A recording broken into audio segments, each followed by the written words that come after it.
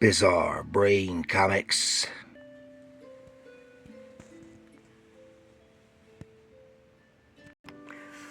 Oh, hello, my comic book friends, and welcome to Bizarre Brain Comics. I am Gary, your host. This is where I like to take a look at some older comics, talk a little bit about the characters and creators, and examine the stories and the art. Well, this time I got a handful of comics, just more or less at random, and I think these are all old ones here, mostly from the 70s.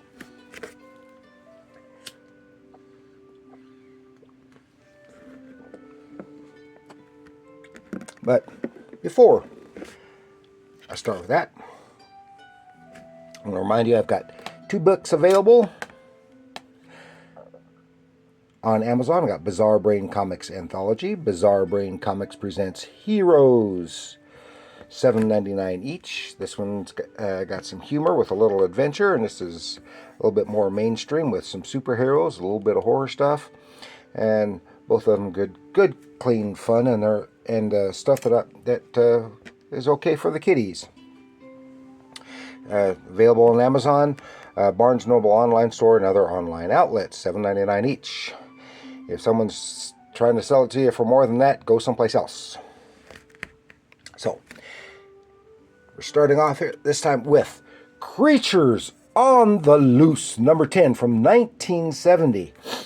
This looks like a Marie Severin cover. This is The Coming of King Kull, Marvel's first adaptation of Robert E. Howard's King Kull. Before he got his, this is basically like a pilot story. Before he got his own title, some months later, or the following year, I think it was, which was penciled by Marie Severin, and for most of her run was inked by her brother John Severin. But of course, Creatures on the Loose was a sister title to like work what was it, Where Monsters Dwell, and I suddenly can't think of the other titles, but which were primarily reprint titles, for reprinting 50s and early 60s giant monster and similar science fiction / horror type stories. And that's what this was initially and primarily for a good part of its run, with an occasional new lead feature. In this case, it was King Kull in this one issue, which was drawn, which is, of course, written by Roy Thomas and drawn by Bernie Wrightson. I don't want to get too much into this because I want to do a deep dive into this issue. But later had under this title had several issues with featuring Thongor, Lynn Carter's Thongor, another barbarian hero,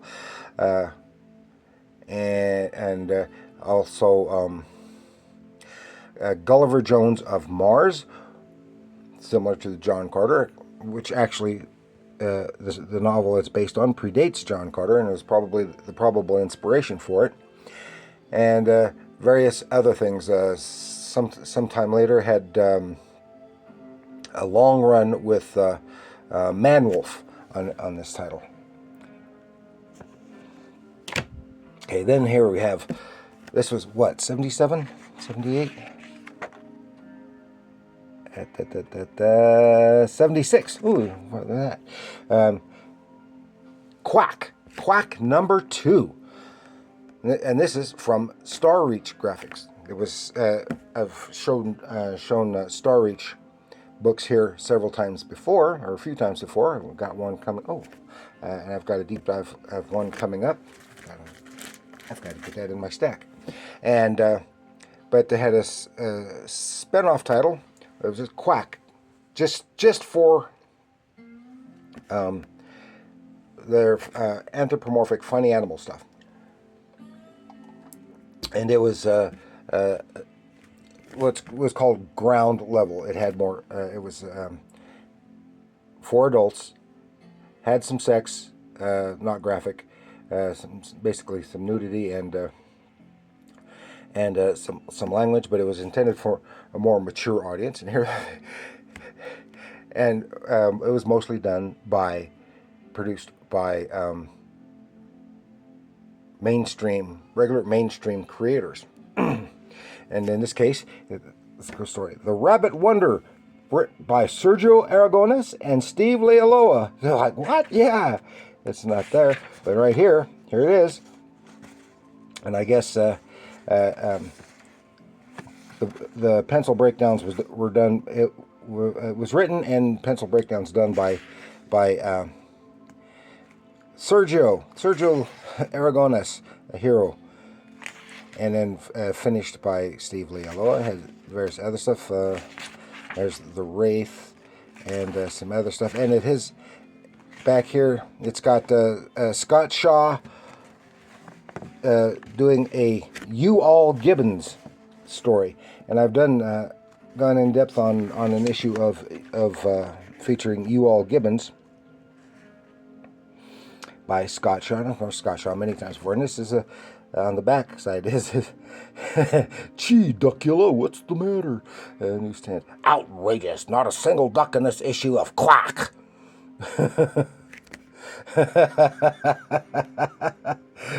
76 by Scott Shaw. And okay, then this is what, 75? The Scorpion from Atlas Comics. The Scorpion, number 3, 1975. Did I do an in-depth on this? And I don't remember if I did or not, or if I just showed it once before. I can't remember.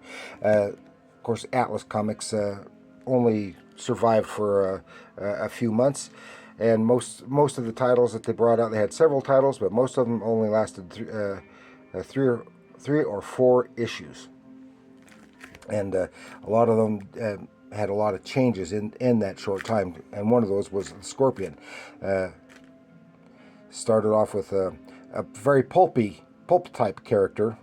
In the 30s, he was like a pulp hero, and for the first couple of issues, created by Howard Chaykin, and then it was. And for this third issue, they gave him the skin tight suit and made him a more conventional looking superhero, which didn't do him any favors. And here we have Top Comics. Walt Disney presents Zorro. It's a nice photo cover of Guy Williams as Zorro, and it's got some more Guy Williams photos on the back. This is originally from 1958. I think this was a later reprint as Top Comics, but it was a Dell's or Gold Key, probably a Dell reprint from a Dell book, but the whole kit and caboodle, except for the title. So I don't know whether it was for a foreign market or what the deal was on that. And of course, it is done. The interior art is all done by the great Alex Toth. He did a lot of good stuff. Then we have from DC Comics, Sherlock Holmes, number 1, Arthur Conan Doyle. This is from 1975. Denny O'Neil did the adaptation, and it was drawn by Cruz, E.R. Cruz. I can't remember his full name, with a cover by Walt Simonson. And this is adapting 2 stories by Sir Arthur Conan Doyle. Said Holmes pursues a mastermind of evil in The Final Problem, and then it has The Adventure of the Empty House. And of course, The Final Problem is the story.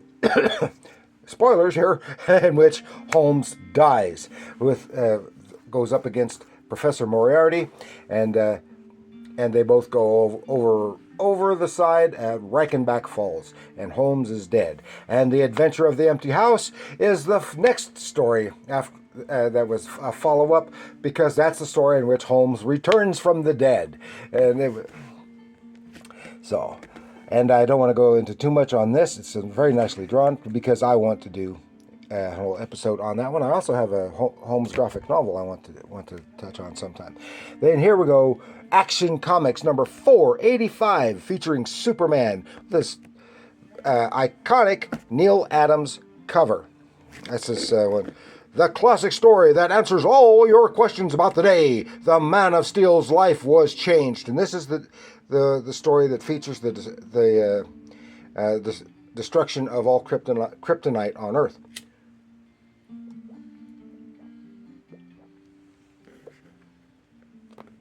But in the process, he is slightly depowered as well.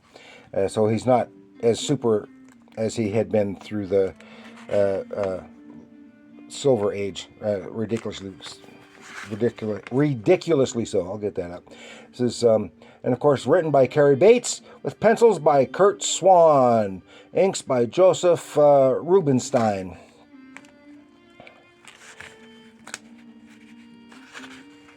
And some quite interesting stuff there. And this is, and right now it is a special reprint issue, not of this, but of a follow-up story, I believe it is, which I have got or have had, I don't remember. Then we have in Adventure Comics presents a new solo series. This is Superboy. This is Adventure Comics number 453. From what year is this? 77? Yep, 1977. Bob Rozakis wrote it. John Calnan drew it. And the great Murphy Anderson did the inks on it. So anything that Murphy Anderson inks always looks that much more lovely. And it is just kind of like Wally Wood in that way. Everything is more lovely. This is a kind of a funny story in which Superboy comes up with this little girl who wishes she had superpowers, gets the superpowers, and unintentionally does some bad stuff with using those powers. And it turns out that in the end we find out that this little red-haired girl is Barbara Gordon, who later grows up to be Batgirl. Then we have Supergirl number 9. This is one of the... Supergirl's new life as an Amazon menaces her daily with death. The Super Amazon. So what? Supergirl number 9. Then unfortunately they don't have the credits. This is from 74, actually 73, because this is a January cover date.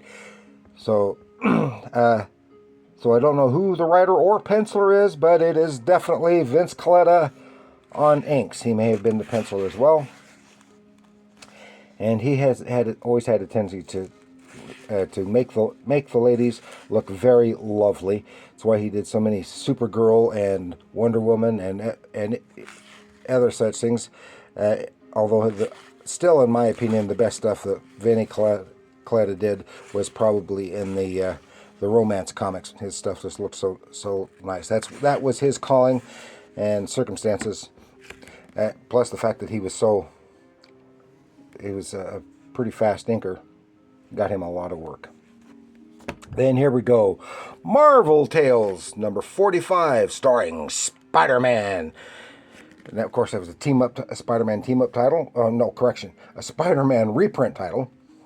This is number 45, 20 cents. So it had to be, what, 72, 73? 73. And this pits him against Medusa of the Inhumans. And, of course, Stan Lee and Jazzy John Romita, with Don Heck doing the inks. And of course, as I've said so many times, John Romita Sr., as my opinion, is the greatest Spider-Man artist of them all. against Medusa.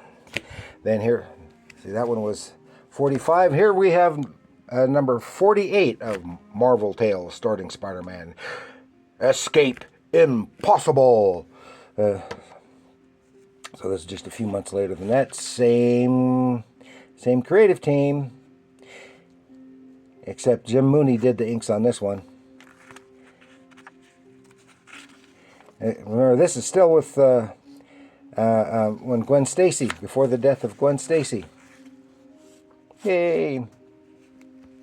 Then we go to Captain America number 216. So it's Captain America versus the Human Torch. Blazing battle with a surprising finish. The flame and the shield from out of the past. The nearly forgotten first appearance that brought Cap exploding into the Marvel Age of Comics. Well, let's see what this is all about. Captain America.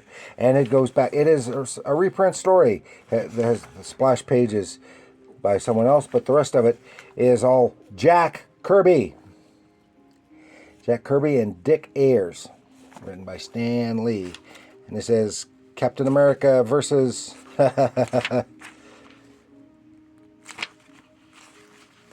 Johnny Storm, the Torch. Human Torch. Then we have Werewolf by Night, number 1. I know I've shown this before. And the Essentials, which has the same image on the cover.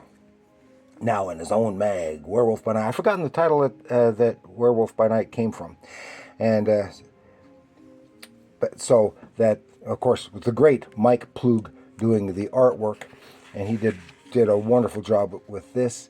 And it is, I don't see, oh, there it is. Jerry Conway wrote it.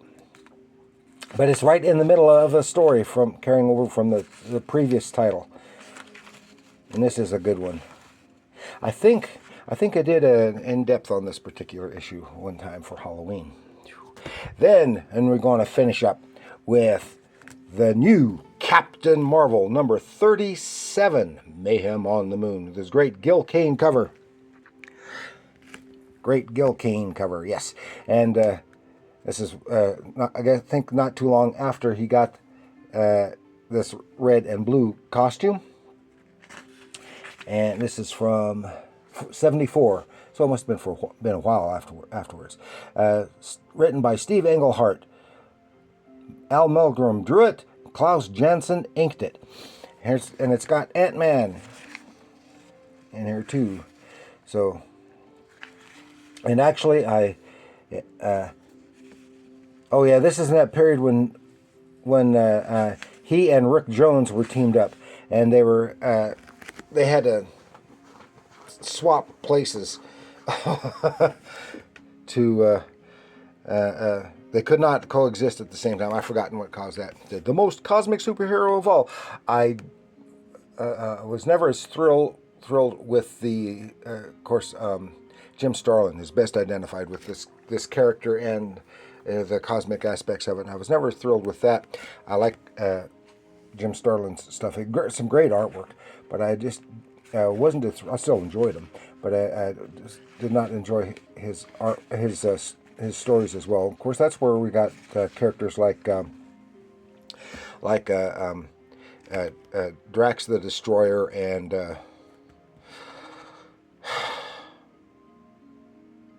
for crying out loud, suddenly can't think of his name. Had the Snap in movies.